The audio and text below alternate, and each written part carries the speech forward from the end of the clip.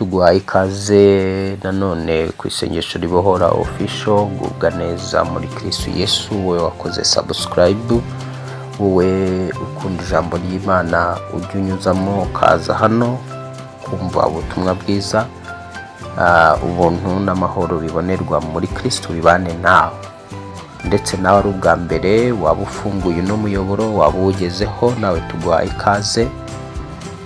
Gubwa neza muri Kristo, ntuze kugenda nawe udakoze subscribe kugira ngo ubutaha utazatubura. Hanyuma bayikoze mujye mwibuka gukanda like. Mugubwe neza muri byose, tuje kuganira ijambo ry'Imana n'ubundi.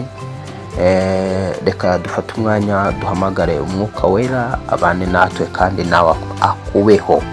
Umwuka wera turaguhamagaye kugira ngo ufate ijwi ryanjye, ufate akanwa kanjye, ufate ubwenge, ibitekerezo, ntaba ari njye mu izina rya Yesu Kristo, ahubwo wowe mwuka wera ukoreshe njyewe kugira ngo ufashe uno muntu, ukomeze uno muntu mu izina rya Yesu Kristo. Kandi uyu muntu uri kunyumva, umwuka wera nawe umufasha abashe kumva no gusingira no kwakira ibyo uvugana n'ubugingo bwe n'ubuzima bwe biciye mu ijambo ryawe.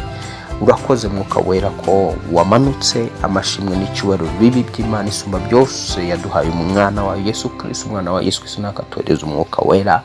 Urakoze ko mwami bibaye. Amen, amen. Shuti mukundwa muri Kristo Yesu, duheruka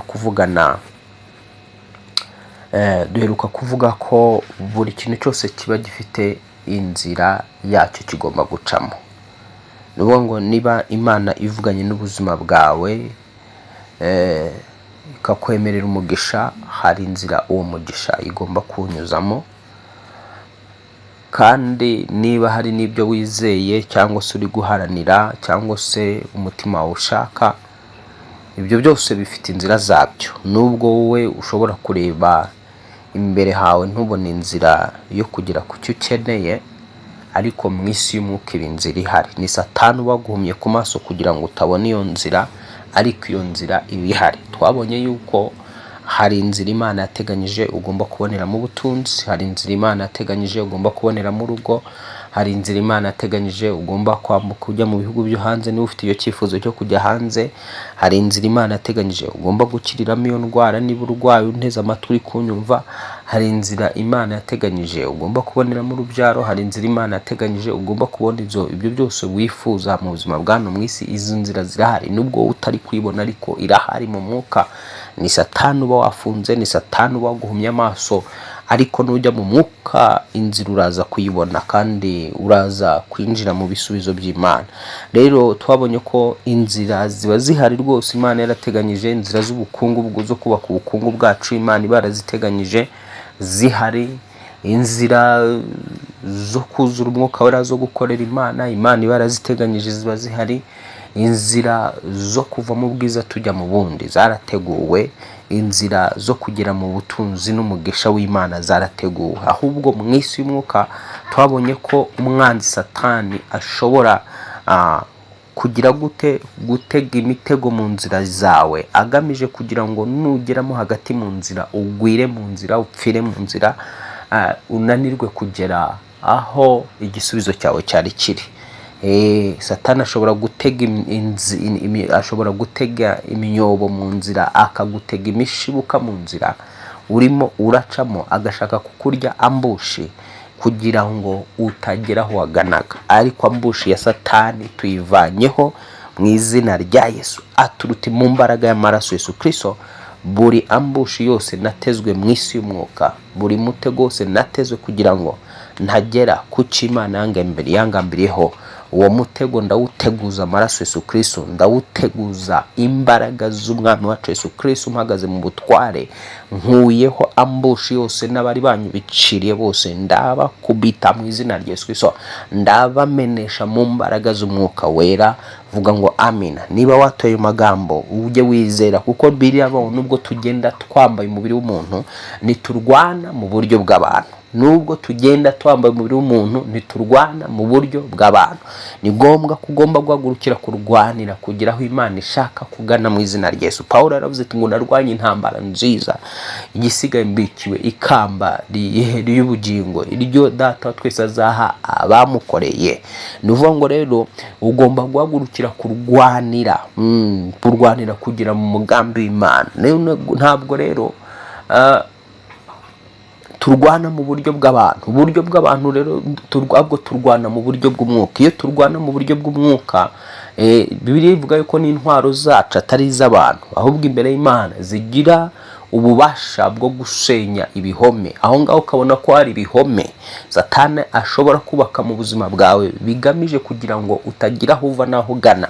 Satani ashobora kubaka igihome cy'uburwayi, ariko Bibiliya itweretse yuko tutarwana mu buryo bw'abantu, ndetse n'intwaro zacu twitwaza atari iz'abantu gusa. Imbere y'Imana izo ntwaro zifite imbaraga zikomeye zo gusenya igihome cy'uburwayi, zifite imbaraga zo gusenya icyo gihome cy'inyatsi, icyo gihome cy'ubushomeri, icyo gihome cy'ubusiribateri, icyo gihome. Intwaro z'Imana yacu zirimo imbaraga zo gusenya igihome cyo kubura urubyaro, igihome cy'ubugumba.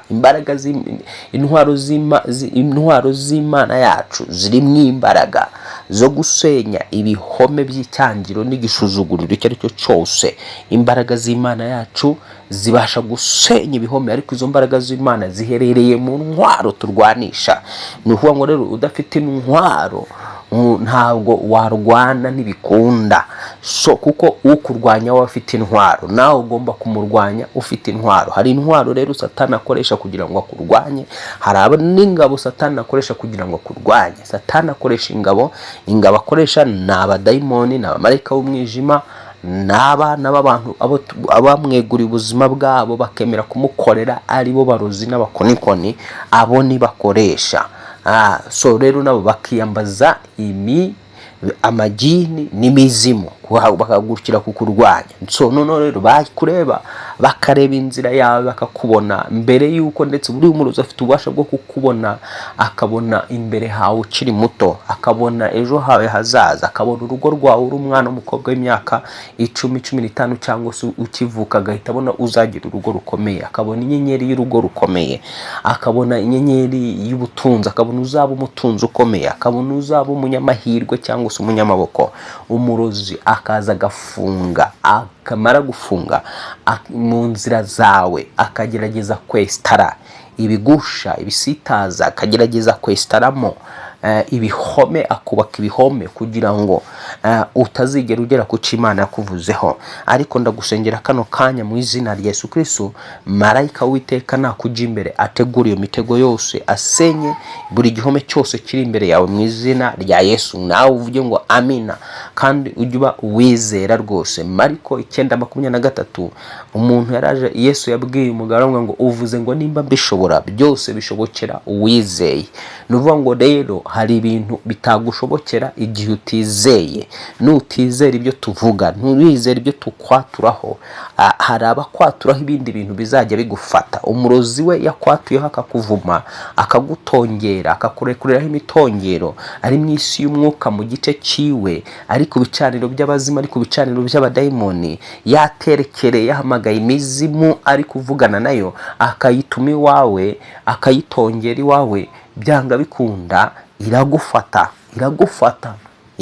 Ubwo rero ibyiza iyo mitongero ikurwaho n'igihe nk'uku nguko wumva tuba turi kwatura amagambo meza, y'amagambo meza ugahita uyizera, ukayakira, ukayafata nk'ayawe. Iyi Imana ishaka kubohora umuntu no gukiza umuntu, ikoresha umuntu.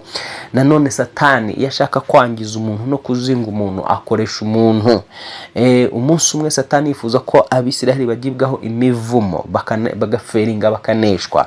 Ahagurutsa atuma intumwa ziragenda, ari Baraki uzitumye, aragenda ajya kuzituma kwa Baramu, arazibwira ngo nimugende ku mugabo witwa Baramu mumumbwirire aze amvumire buriya bwoko, kuko uko mbubona bundusha imbaraga, sinaburwanya ngo mbuneshe. No, mugende mumubwirire uti tuzamuha ibihembo byose yifuza, ariko naza tuvumire ubwoko tubone ko twabutsinda. Ni ukuvuga ngo Imana ibonye ibyo ngibyo ituma marayika wayo ajya gutangira Baramu kugira ngo atajya kuvuma ubwoko bw'Abisirayeli.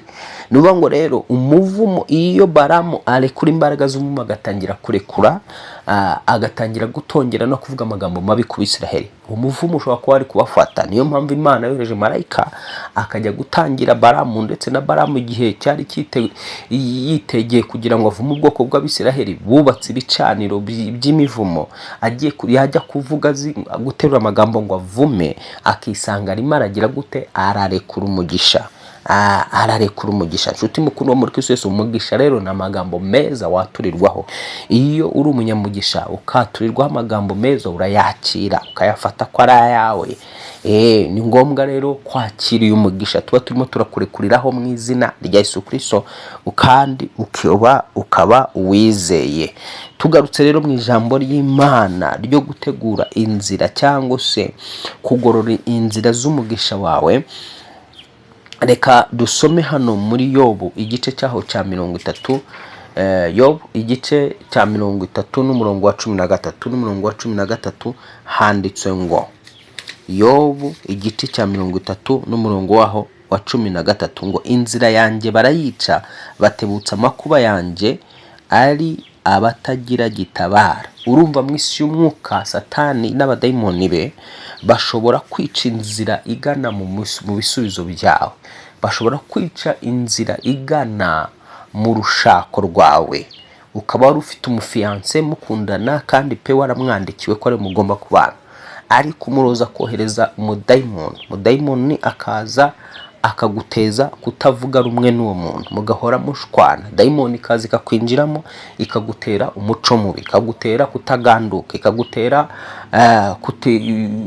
ubugare.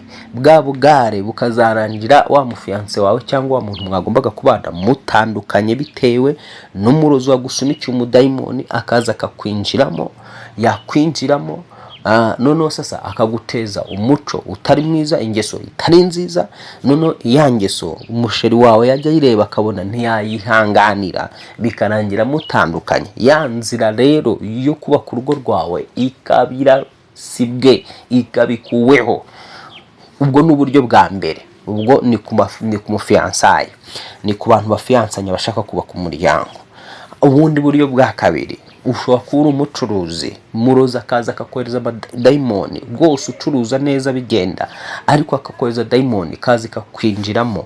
Yamara kukwinjiramo ikagutera icyangiro, cyangwa se umwuka ukaza ugatwikira aho ukorera, ku buryo aho ukorera, niba ufite nk'iduka, niba ufite nka shop runaka, warandi dayimoni kazi kayitwikira, abantu ntibabone ibyo ucuruza.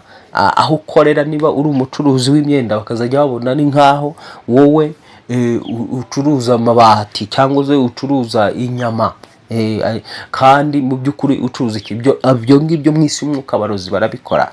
None ugasanga wowe ukibaza, umunsi wa mbere urakubise nta muguzi wabonye, umunsi wa kabiri nta muguzi wabonye, wa gatatu ukazarinda ugira gute, uhomba ukavamo. Ibyarakozwe n'iki? Ni imbaraga za Satani. Ugasanga wowe mu isi y'umwuka ya nzira yawe ugomba kuboneramo umugisha w'ubwo bucuruzi bwawe irahagaritswe. Ihagarikishijwe n'iki? Ni imbaraga z'abarozi, yishwe n'imbaraga z'abarozi. Ni ngombwa guhaguruka tugasenga, tugashaka mu maso h'Imana. Ntabwo imbaraga z'abarozi zitsindwa n'izindi mbaraga za kirozi. Hari abantu mwumva ku maradiyo bahora bapublicita bavuga bati, niba barakuroze, niba barakuzinze, niba ukora ntibigende, ngo niba ufite yatsi, niba ufite ibi n'ibi, muze muganga arabavura. Biriya ntabwo bibaho. Nta mupfumu uvura imyuka mibi. umupfumu wese, umuganga wese wumva uvura imyuka mibi yirukanwa n'imbaraga z'amasengesho. Imyuka mibi yirukanwa n'umwuka wera, ntabwo yirukanwa n'imiti iyo mwagenda mukisiga mu bapfumu. Ntabwo imyuka mibi, imyuka itera inyatsi, ntabwo inyatsi zivurwa n'imiti, kuko imyatsi ni abadayimoni, ni imyuka mibi, ni ibiremwa by'umwuka. None icyo kiremwa cy'umwuka cyavumwe ari bo bamarayika b'umwijima bavumwe, babandi birukanwe mu ijuru, ntabwo bakwirukanwa n'umuti wakwisiga, birukanwa n'imbaraga z'amasengesho, birukanwa n'imbaraga z'umwuka wera biciye muri Yesu Kristo.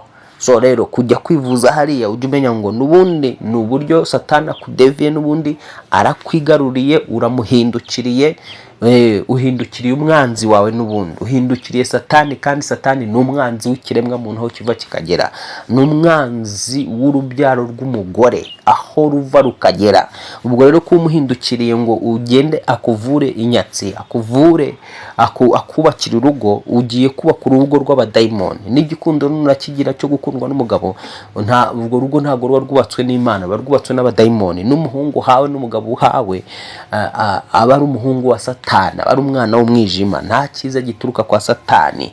Rero imyuka mibi yirukanwa n'umwuka wera. N'indwara zose ziterwa n'imyuka mibi zikurwaho n'imbaraga z'umwuka wera. Igisubizo rero ni ugusenga. Gusenga niko konyine. Biravuga ngo musenge kugira ngo mutware ingabo yo kwizera, kugira ngo mubashe kuzimya ya myambi yaka umuriro umwanzi yabarasa. Kandi ijambo rikavuga ngo muririmbye nawe akaririmba ngo ntsinda ubukana bw'umwanzi mu bihe byiza byo gusenga. Mu bihe byiza byo gusenga niho dutsinda abarozi, niho dutsinda abapfumu, niho dutsinda abakonikoni, niho dutsinda abaturwanya, baturwanyiriza mu nzira zacu, abarwanya inzira yo kubona akazi kawe tukabatsinda, tubatsindishije mu imbaraga zo kwizera no gusenga. Abarwanya kubaka urugo rwawe, badashaka kubaka urugo, tukabanesha biciye mu gusenga, ukarwubaka mu izina rya Yesu. Abadashaka ko ukorera Imana ukayikore, tukabarwanya tukabatsinda, ugakorera Imana mu izina rya Yesu. Abadashaka kubyara tukabarwanya ukabyara mu izina rya Yesu Kristo. Abadashaka ko hari icyo uva, hari icyo wimarira, ukakimarira mu izina rya Yesu Kristo biciye mu mbaraga zo gusenga no kwizera. Inzira zawe zikongera zigaharurwa. Rero ubonye ko inzira hano Yobu hano arivuga ngo inzira yanjye barayica. None iminsi y'umwuka yabonaga inzira yiwe bari kuyica, bari kwica inzira yo kubonamo ubuzima, bari kwica inzira yo kubonamo imibereho ye, bari kwica inzira yo kubona ibimutunga, bari kwica inzira y'iterambere rye. Ndagusengera kugira ngo abo bica inzira y'ubuzima bwawe, marayika w'iteka bafate mpira babohe mu izina rya Yesu. Ndasenga kugira ngo marayika w'iminyururu uvuye ku Mana Data twese mu gice cy'ubwami bw'ijuru amanuke afite iminyururu, afata abo bantu bicaga inzira yawe, ababoshye, abatekure y'ubuzima bwawe mu izina rya Yesu Kristo watsinze urupfu n'ikuzimu kingana ntihagire ukingura. Reka twihute dusome Yobu 12:24. Yobu 12:24. Yobu 12:24 naho handitse ngo abatware b'amahanga yo mu isi ibakura umutima, ikabazerereza mu butayu aho inzira zitari. Bararindagira mu mwijima ari nta mucyo bafite, kandi ibadandabiranya nk'umusinzi. Umvira ijambo ngo abatware b'amahanga yo mu isi ibakura umutima, ikabazerereza mu butayu aho inzira zitari. Satani ashobora kukuvana mu nzira zigana mu mugisha wawe, akadeviya icyerekezo cy'umugisha wawe, akadeviya icyerekezo cy'urugo rwawe, akadeviya icyerekezo cy'urubyaro rwawe. Satani afite ubushobozi bwo kudeviya icyerekezo cy'urubyaro rwawe n'urugo rwawe n'imikorere yawe, akakwerekeza mu yindi mikorere utaboneramo umugisha. Satani n'abakozi be bashobora kudeviya icyerekezo cy'umuhamagaro wawe ukerekeza mu bindi bintu utahamagariwe gukora. Satani n'abakozi be bafite ubushobozi bwo kudeviya icyerekezo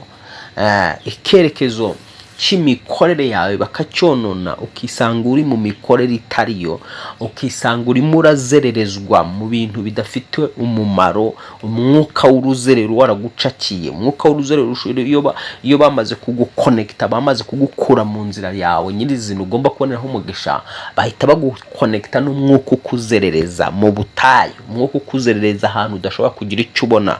Uve mu nyanya ujye mu mboga, uve mu mboga ujye mu biki, uve mu biki w'umwarimu, uve mu bwarimu ujye mu bucuruzi, nuva mu bucuruzi ujye mu gisirikare, uve mu gisirikare, mbega uzerere mu mirimo itandukanye, ariko muri iyo mirimo usange yose nta n'umwe wigeze ugira icyo ukumarira. Cyangwa se agasanga urabungagijwe muri za business z'ubwoko bwose. Wavuye muri business winjiye mu gikomisiyoneri, wavuye mu gikomisiyoneri cyanze, waje wavuye mu gikomisiyoneri ugiye mu gishoferi, nabyo biranga. Nyine ugahora uzerera mu bintu ngo urimo urashakisha ubuzima ariko ntugire na hamwe ufatisha, kuko iri jambo riravuze ngo abatwari b'amahanga yo mu isi ibakura umutima ikabazerereza mu butayu aho inzira zitari. Satani ubwo akasanga arimo arakuzerereza aho inzira zitari z'ubuzima, aho inzira zitari z'imibereho, aho inzira zitari z'ibisubizo. Yani yaragutandukanyije n'inzira yawe nyakuri. Ndagusengera kugira ngo garuke mu nzira yawe nyakuri mu izina rya Yesu. Ni ngombwa kuba imbere y'Imana, kuko Imana niyo yamaze guharura no gushyiraho inzira z'ubuzima bwawe.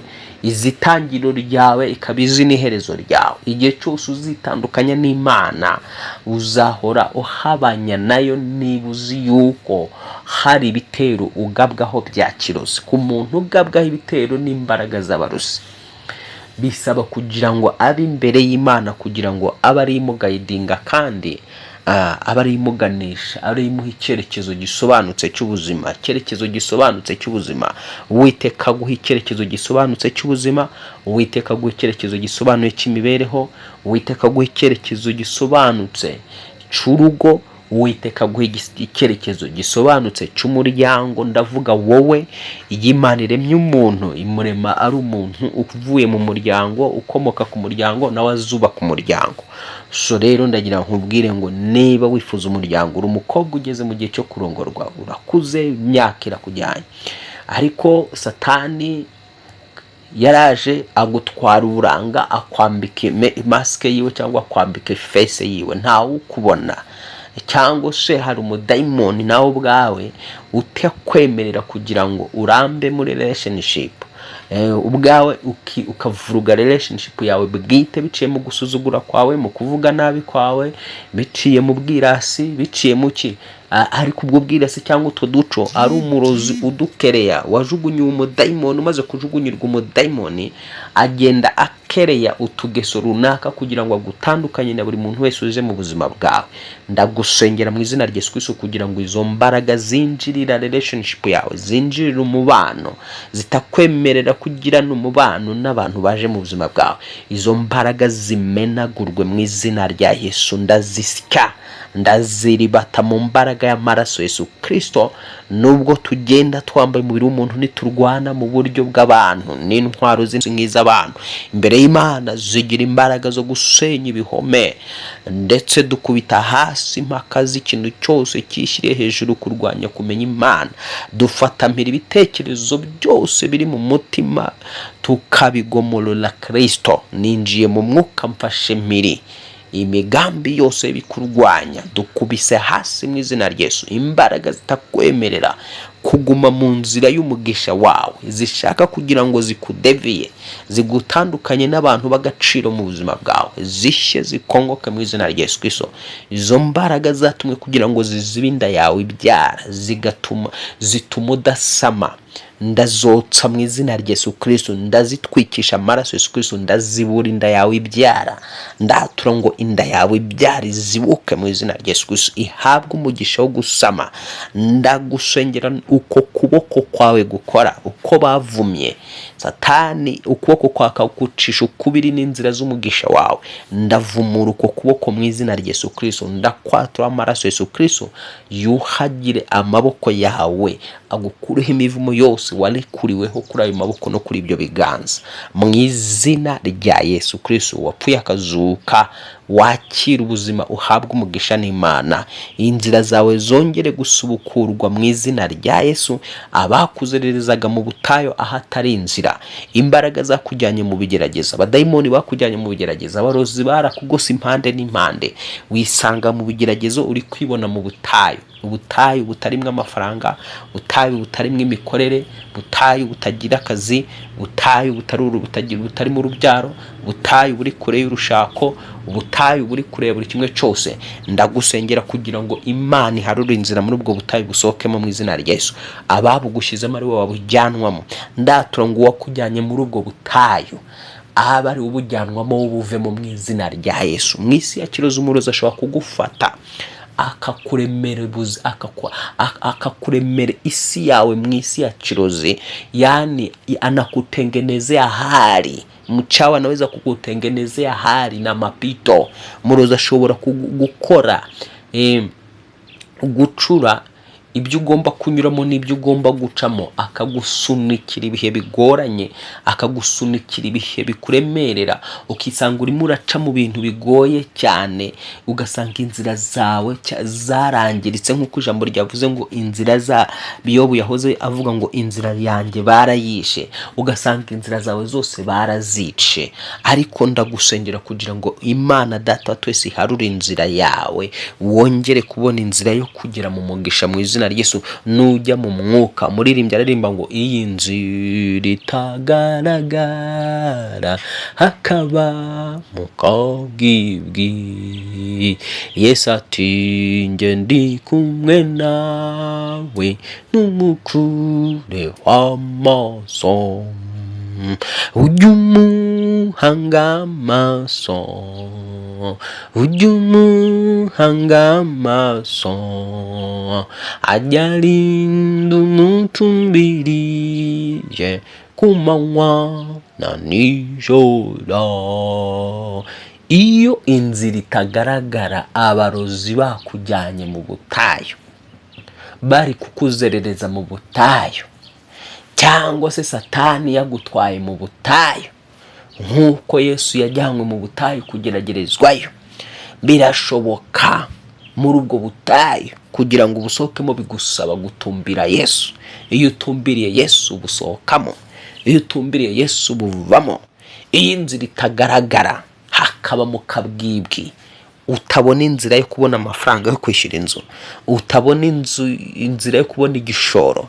Iyo inzira itagaragara ntububona inzira yo kubaka urugo, ukaba ukubise imyaka 35 nta muntu ugukunda, nta muntu ukubwira sheri, nta muntu ugutereta. Inzira itagaragara yo kuba wabona umugabo, iyi nzira itagaragara yo kuba wabona urubyaro, iyi nzira itagaragara yo kuba ubona uburyo wasamamo. Bakubwiye ko inda yawe ifite ikibazo, yani inda yawe yo hasi cyangwa matrix yawe ifite ikibazo, cyangwa umugabo bakubwiye ko intanga zawe zidakomeye.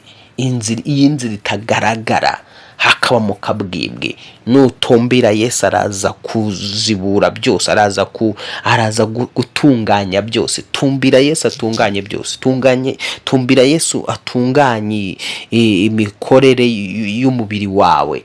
Tumbira Yesu Kristo aharura inzira, kuko ajya aharura inzira aho zitari.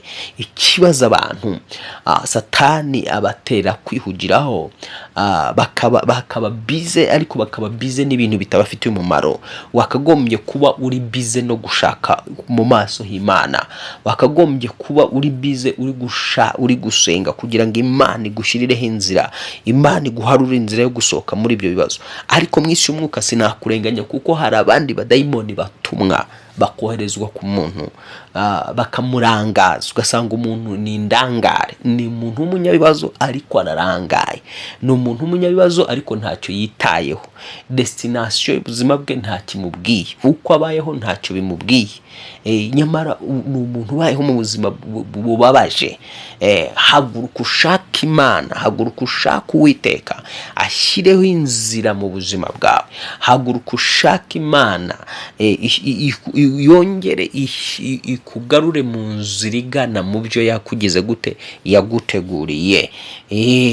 Rero mu yandi magambo, hano twasomaga tukareba ukuntu ubwami bw'umwijima bushobora kukuzerereza mu butayu, ahantu hatari inzira, ugasanga uri ahantu hatari inzira ugomba kuboneramo amafaranga agutunga cyangwa se agomba kuguteza imbere. Ndagusengera kugira ngo Imana igukonekite n'inzira uhuriramo n'amafaranga wifuza.